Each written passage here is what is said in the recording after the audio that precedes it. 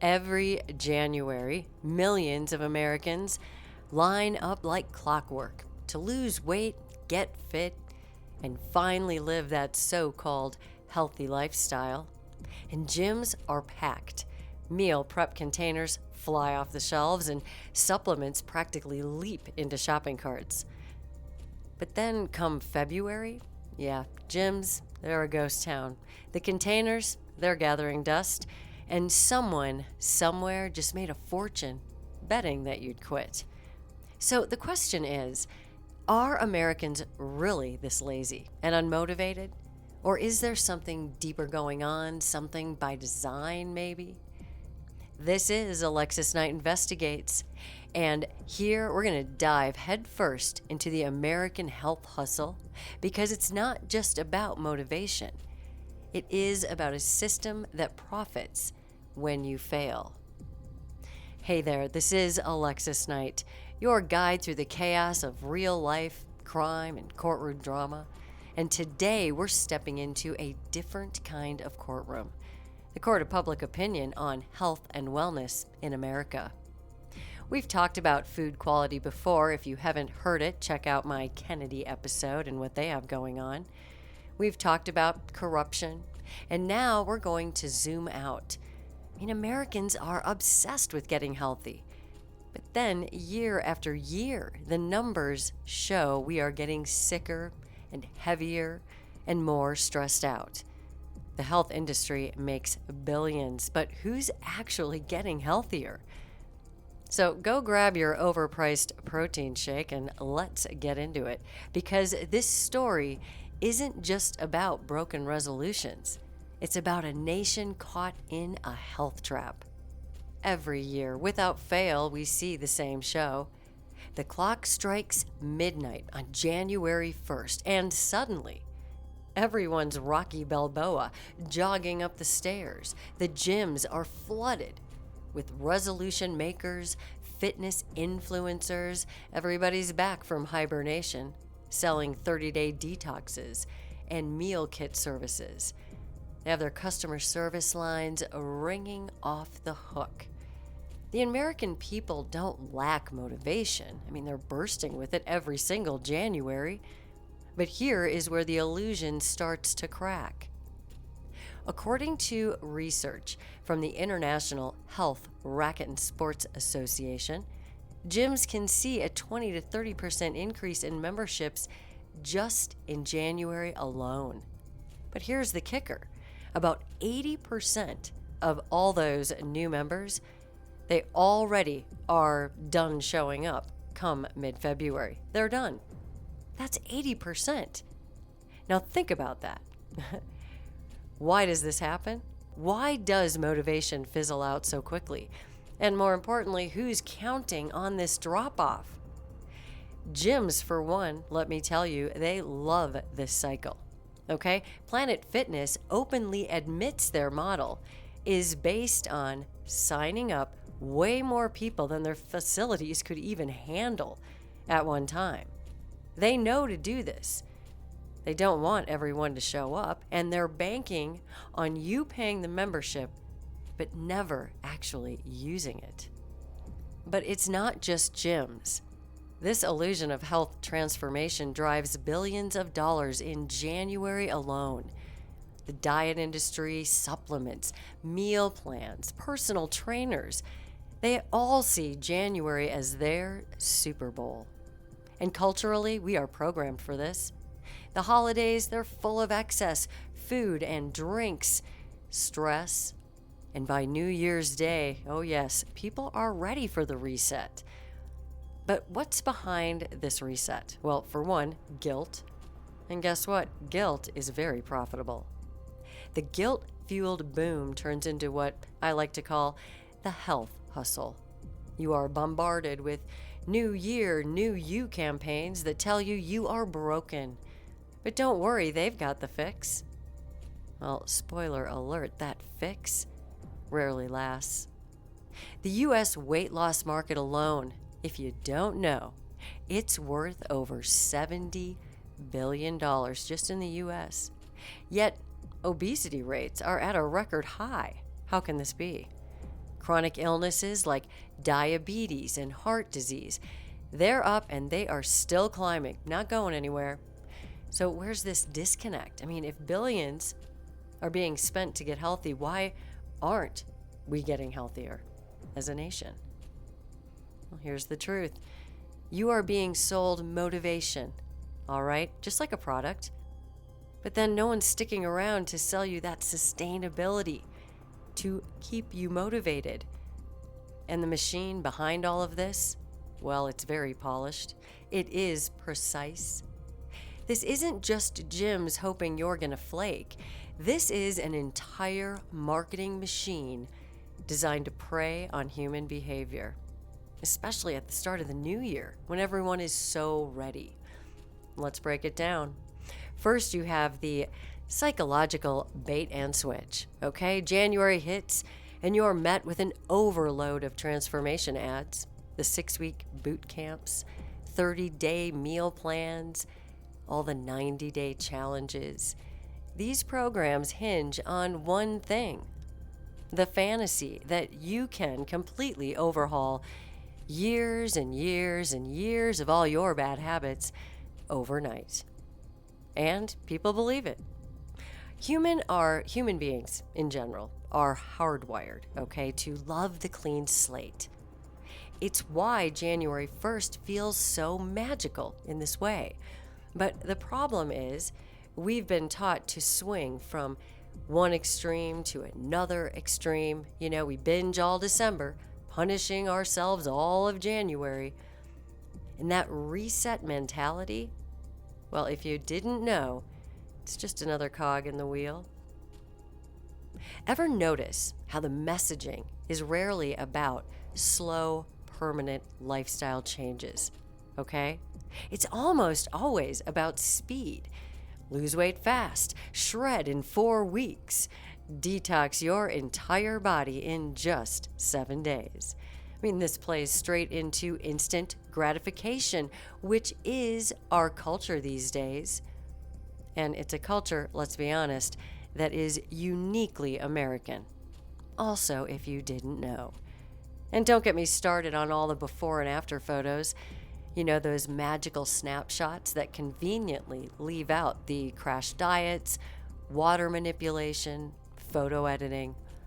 They are there to trigger your shame and then promise you relief for a price.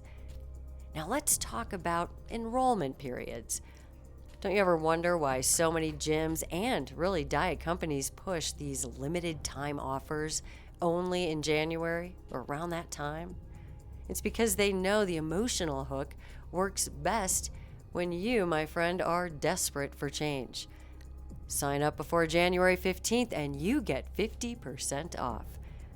I mean, it's false urgency, okay? Layered on top of guilt and cultural pressure. And if you think it's just fitness companies, oh no. If you don't get what's going on here in general, the people are being moved in the masses, and it's just across every single thing. All right, fast food joints, they jump into this also. Ever notice how certain fast food brands push all these healthy options, around January? The lighter bowls, the salads, the wraps.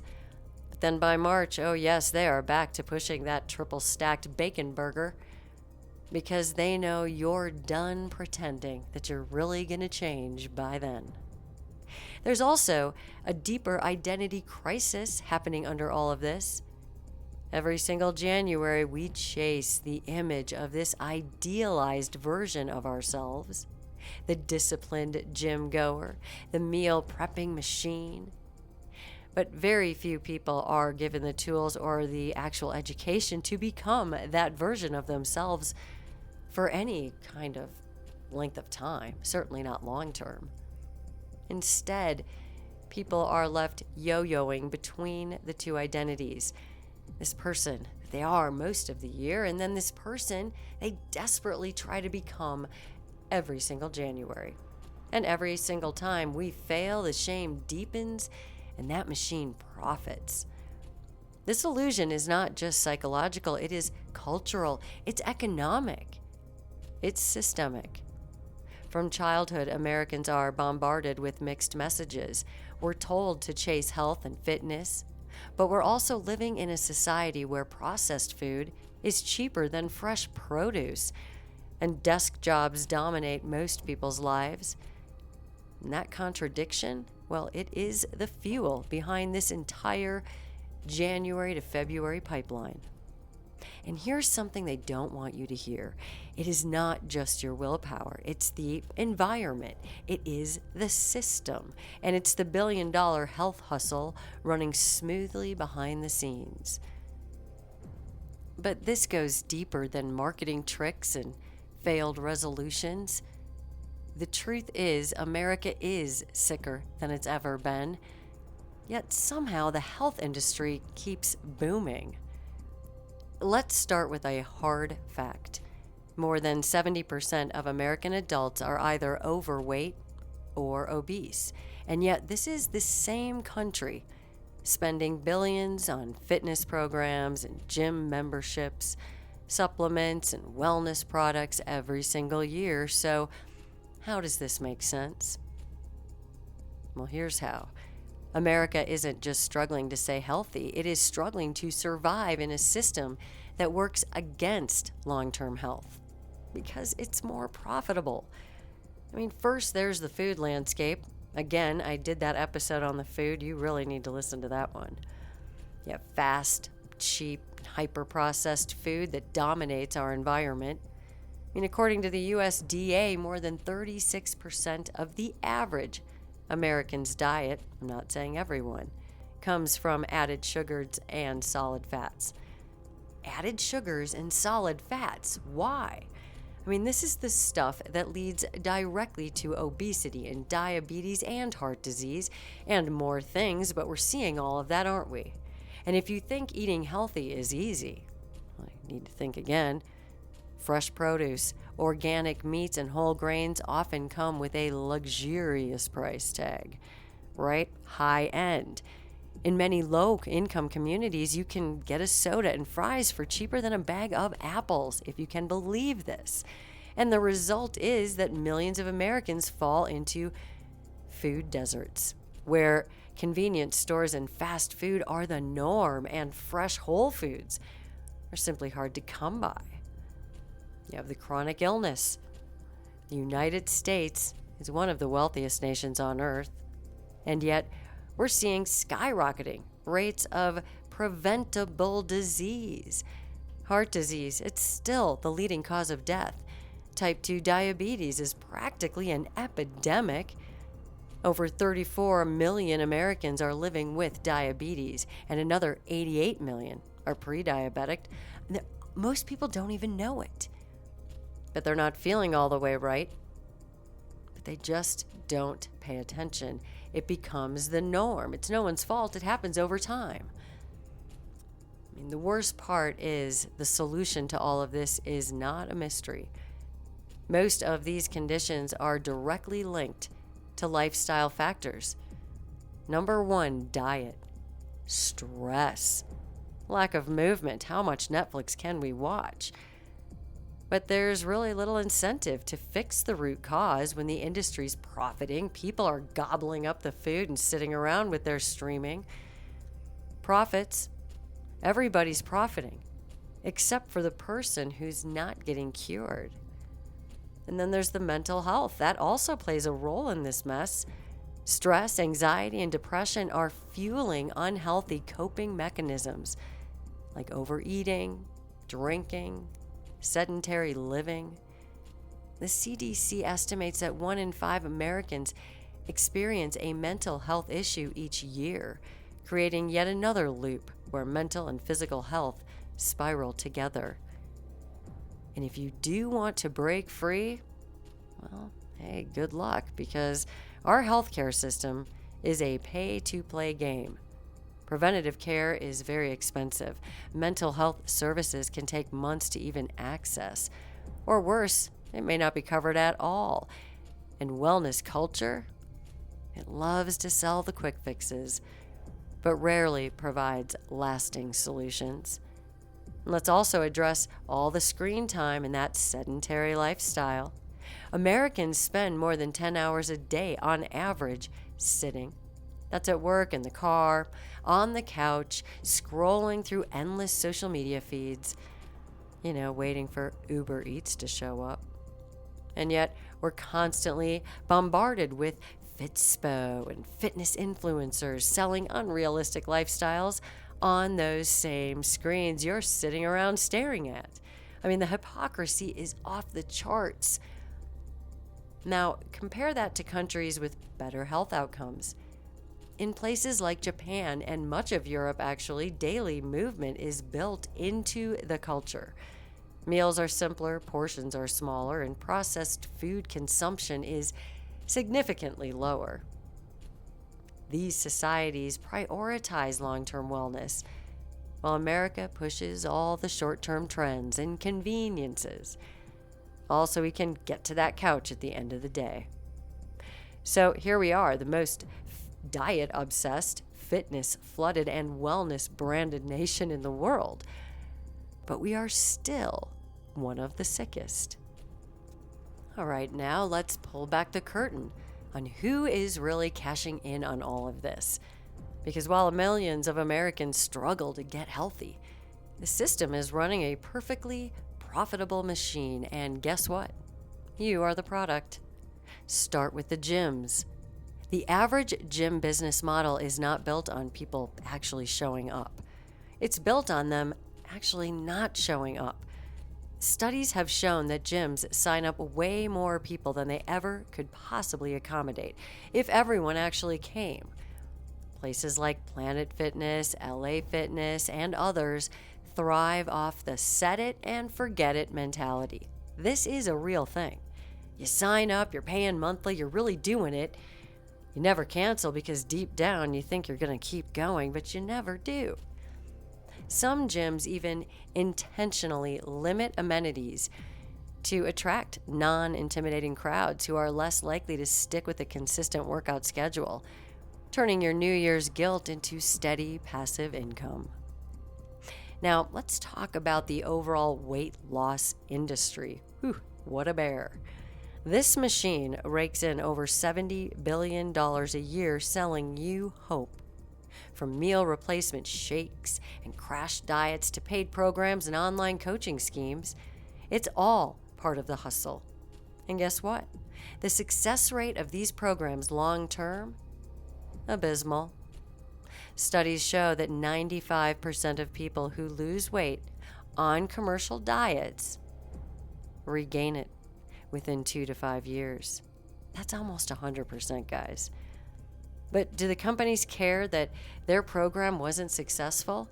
Not one bit. Oh no, they don't care. They know the cycle will bring you back next January and probably every January after that, and they'll support you keep trying. And then we have all the supplements and the detoxes. This is a largely unregulated industry. Companies can really slap the word cleanse and fat burn or maybe immune boost on a bottle, and they're just raking in millions, even if the product does little more than flush out water weight. Meanwhile, the FDA barely scratches the surface on regulating this space. Pharmaceutical companies, they're in on all of this because they're in on everything. The more people develop chronic illness tied to poor diets and this sedentary lifestyle, the bigger the market for medications. They're doing great.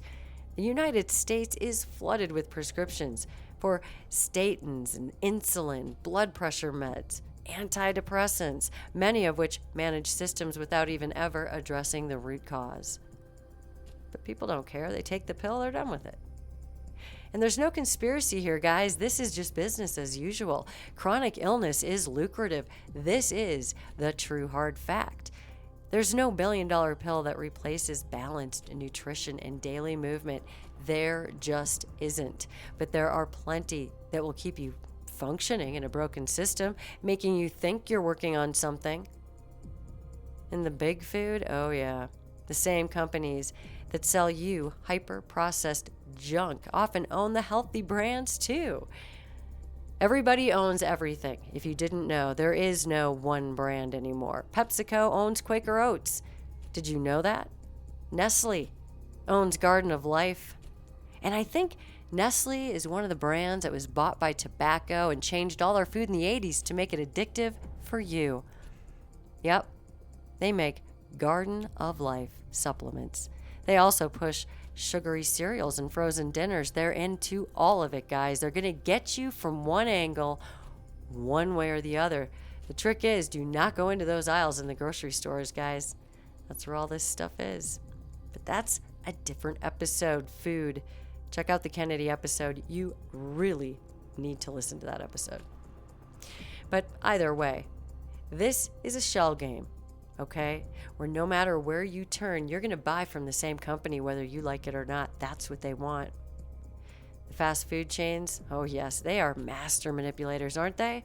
They rebrand every January with healthier options. The grilled wraps, the low-calorie bowls. And then they roll out that triple patty just in time for the spring promotions. I mean, come on, guys. The health industry, the food industry, the pharmaceutical industry, they are incredibly interconnected. I have done so many stories about all of this. I'd say in the past 6 months, really, with all the changes that we've had. Americans need to see the bigger picture is the same game played on you in every single industry. The people who do succeed at long-term health, okay, the ones who escape this machine, they are the people that are stepping outside the mainstream system altogether, okay? They're not going to eat fast food. They're not going to drink the soda. They're not going into the aisles. They're not going to eat any processed food. They're just not. And they are safe from this. But it takes discipline. It takes a deeper pocket, right? You got to commit. For most Americans, this feels impossible. It's too expensive. It's very confusing to try to put together your own food when you're used to it coming in a bag or a box that you microwave or something. It can be very overwhelming. And all of this does sound bleak, I know, but it is really just the tip of the iceberg. Okay, we haven't even gotten into how this cycle has been built into the American culture without anybody even realizing it. And so now breaking free definitely takes more than willpower. So why do we keep falling for it year after year? Despite knowing better, so many people do. Millions of people walk straight into the same trap time and time again. And the answer is really simple, guys. It's being played on you. It's psychology. It is weaponized daily and used on all of us. Let's start with conditioning, kind of like a criminal, right? From a young age, most Americans are taught to think in extremes, right? We are conditioned from a young age. This is what criminals do, okay? They condition people from a young age. This is how our system works. It's not lovely, okay? But we are conditioned. It's all or nothing, win or lose, diet or binge. It's rarely about balance. It's about swinging from guilt to reward and back again. And that mindset, it's the perfect foundation for the billion-dollar health hustle. Every January, people crave redemption. I messed up over the holidays, but this is the year I fix it. The industry knows that shame is a powerful motivator, but it's only temporary. They don't need you to win. They just want you to buy in for the moment. So you sign up, and maybe you even start strong. You are in. But soon enough, life kicks in. Work and stress, family obligations, financial strain. And then the moment you slip up, the shame loop activates. I failed. Oh, I never stick with anything. What's the point of this? And just like that, you are right back where you started. But not before, okay? Not before you've already committed to them. And by that I mean you've given them your credit card. You have given them your check. You have given them the cash. You are all paid up. How organized of you, but you're just not showing up. You have all the supplements coming. Great. You're locked into another 12-month gym membership, but you don't feel like going. You are sick of the pressure, in fact. In the U.S., Productivity is king, if you didn't notice. If you're not grinding, you are falling behind. That's the mantra. But the problem is, real health requires us to slow down. Cooking at home, prioritizing our rest, taking time for movement, these things get deprioritized in favor of endless work cycles. You're praised for working 60 hours a week, but then you're side-eyed for taking time off to focus on yourself. You feel guilty about it anyway. That constant pressure to produce, it keeps people stuck in survival mode. And when you're in survival mode, you grab what is easy and fast, and you feel good about it that you were so resourceful. You go get the fast food, the frozen meals, or maybe you just don't eat at all, and you think, that's great. Maybe I'll lose a couple pounds, even though you're robbing your body of all the resources it needs. And then you combine that with sitting at a desk all day. Well, you have a recipe for chronic stress and physical breakdown. There is no way around it. And then the emotional marketing. I mean, do you ever notice how health and fitness ads, they rarely focus on the actual health itself. They don't tell you how it's working or what your body's doing. Instead, they hit your emotions, right? Telling you you're not good enough yet to imagine the new and better you. And hey, prove those doubters wrong, huh? This is not wellness. This is manipulation, pulling on your emotional heartstrings. It is selling self-worth at a premium. And it creates chronic dissatisfaction because no matter how much progress you make, there's always another next step that you're supposed to chase. Lose 10 pounds, okay, but now you need your abs and you haven't run your 5K yet and you need to do that and you need a marathon. I mean, next, of course. It never ends.